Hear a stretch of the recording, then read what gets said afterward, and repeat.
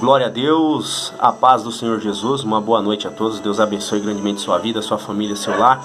Eu estou gravando esse vídeo, ao fundo você está ouvindo Armando Filho, nenhuma condenação há. Louvor abençoado, cheio da graça e da unção do Senhor, que verdadeiramente fala aos nossos corações. Quero falar um pouquinho da palavra do Senhor, quero falar um pouquinho sobre o jugo de Jesus, da religiosidade nos dias do Senhor Jesus e da religiosidade em nossos dias. Passaram-se aí pouco mais de 2000 anos, mas a religiosidade que vivemos hoje é a mesma religiosidade que o Senhor Jesus combateu enquanto exerceu seu ministério nessa terra. Quero ler o Evangelho segundo escreveu Mateus, capítulo 11, a partir do versículo de número 25. A epígrafe do texto nos diz: o jugo de Jesus. Naquele tempo, respondendo Jesus, disse: graças te dou, ó Pai, Senhor do céu e da terra, que ocultaste essas coisas aos sábios e entendidos e as revelastes aos pequeninos. Sim, ó Pai, porque assim te aprouve.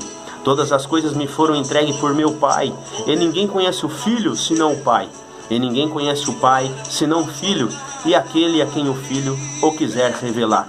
Vinde a mim todos que estáis cansados e oprimidos, e eu vos aliviarei. Tomai sobre vós o meu jugo, e aprendei de mim, que sou manso e humilde de coração, e encontrareis descanso para as vossas almas, porque o meu jugo é suave e o meu fardo é leve. Glória a Deus, aleluia, por essa palavra. O Senhor Jesus nos diz que o seu jugo é suave e o seu fardo é leve. Palavra maravilhosa que impacta os nossos corações e as nossas vidas. O Senhor Jesus inicia seu ministério já confrontando os religiosos de sua época, os fariseus, escribas, saduceus. Ele inicia seu ministério chamando 12 homens para compor o seu ministério. Ele chama 12 homens, 12 apóstolos, 12 discípulos para ajudá-lo a pregar e levar a palavra por onde ele fosse. Então o Senhor Jesus inicia seu ministério e já inicia quebrando protocolos, chamando um homem para fazer parte do seu ministério, para fazer parte do seu grupo, um homem que trabalhava na alfândega da cidade, um homem chamado Levi, que depois o Senhor Jesus muda o nome dele de Mateus, o mesmo que escreve o Evangelho. O Senhor Jesus então chama Levi para compor os seus 12, e Levi vem e vira Mateus. Então o Senhor Jesus quebra o protocolo, por quê? Porque a função que Levi ou Mateus exercia não era uma função bem vista pelos religiosos, não era muito bem aceita, tinha um pouco de preconceito naquele tempo. Então o Senhor Jesus já inicia seu ministério ali quebrando o protocolo, já inicia o seu ministério batendo de frente, confrontando os religiosos, fariseus, saduceus e escribas. Agora fica uma pergunta, eu faço uma pergunta para você. Em nossos dias, o Senhor Jesus vivendo conosco em nossos dias, será que o Senhor também nos confrontaria devido à nossa religiosidade? Porque preste atenção, os fariseus, os saduceus, os escribas conheciam a lei, pregavam a lei, viviam nas sinagogas, viviam nos templos, viviam nas esquinas e tudo. Os fariseus falavam bem, eram homens bem articulados, eram homens com boa oratória, com muito conhecimento humano, mas não viviam a palavra do Senhor Jesus, não conheceram o Senhor Jesus como Messias, como Salvador. Em nossos dias, o Senhor Jesus vivendo nessa terra, como será que o Senhor Jesus nos trataria? Será que o Senhor Jesus também nos confrontaria como confrontou os fariseus, saduceus, os escribas? Porque, irmãos, presta atenção, vivemos uma religiosidade tão grande aonde a teologia, seja ela da prosperidade, seja a teologia que muitos estudam aí para virarem, para se tornarem pregadores, para se tornarem homens na obra, né? Aqueles chamados para um cargo eclesiástico.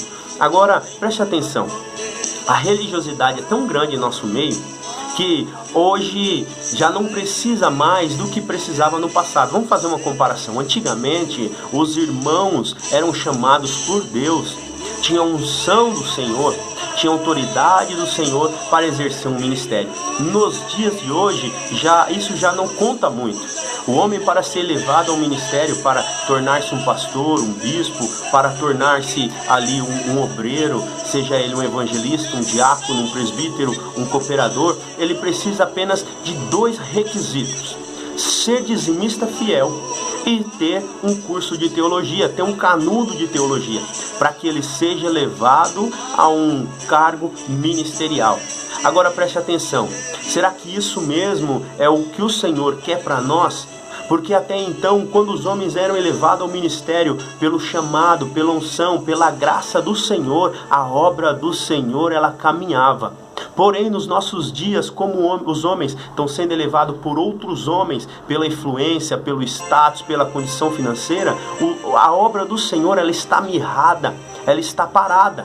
Por quê? Muitos estão ali no topo, estão em cima, como presbíteros, pastores, evangelistas, diáconos. Eles têm a coroa, eles têm ali o status, a posição, mas não tem a unção, não tem o chamado. Ou seja, são Saúls em nosso meio. Agora, lá no passado, o Senhor era quem erguia. Então, os Davis trabalhavam no meio do povo e a obra do Senhor fluía, as coisas aconteciam e nós víamos o poder do Senhor, os milagres do Senhor, o operar do Senhor em nosso meio. E é muito triste, isso me incomoda, por isso eu estou fazendo esse vídeo, para você refletir sobre a religiosidade que estamos vivendo. Não é o fato de dizimar, não é o fato de ter um curso teológico, porque a teologia, ela tem o seu ponto positivo, mas tem um ponto negativo que está esfriando, está trazendo apostasia para o meio da igreja, porque as pessoas já não estão, aqueles que pregam a palavra do Senhor, já não estão mais pregando com a palavra revelada vinda do céu, mas está pregando uma palavra de conhecimento teológico vinda do homem, seja de qualquer um teólogo que existe. São pensamentos formados pelo homem e está sendo pregado pensamentos e a palavra fundamentada no que o homem escreveu, no que o homem ensinou. Então preste atenção na religiosidade que estamos vivendo. Muitos falam bonito, pregam bonito, têm uma boa oratória, impactam os ouvidos, traz um conhecimento profundo, mas não impactam o coração, não impactam a alma de quem está ouvindo. Muitas pessoas em nosso meio, até na hora do apelo, acabam na emoção do que ouviu, acabam se rendendo ao Evangelho, mas não permanece firme. Por quê? Porque estão firmados na areia e não estão firmados na rocha. Porque a palavra que tem sido pregada não é um alimento sólido, não é um alimento que traz um fundamento espiritual para a vida dessas pessoas, mas um fundamento teológico. Apenas isso, superficial, raso, que impacta os ouvidos, mas não mexe no coração, na alma da pessoa. Nós precisamos sim, irmãos, voltar aonde caímos. Precisamos recolher os nossos pedaços. Precisamos reparar o altar. Precisamos reparar o altar, reedificar os muros, para assim voltar a pregar o verdadeiro e genuíno evangelho a qual o Senhor Jesus nos ensinou. Precisamos reparar o altar para aí sim podermos assim oferecer um culto racional, um culto verdadeiramente ao Senhor, um culto de verdadeiro adorador. Precisamos reparar o altar para aí sim oferecermos uma oferta pura com bom cheiro aos olhos e às narinas do Senhor. Porque nós estamos assim, irmãos, oferecendo um culto com cordeiro manco, coxo, com olhos furados, sacrifícios a qual o Senhor não tem se agradado de nós. E precisamos sim reparar o altar para sim pregarmos, falarmos e vivermos o Evangelho segundo o Senhor Jesus nos ensinou. Então fique com essa palavra. Deus abençoe grandemente a sua vida. Espero que você reflita e pense sobre a religiosidade.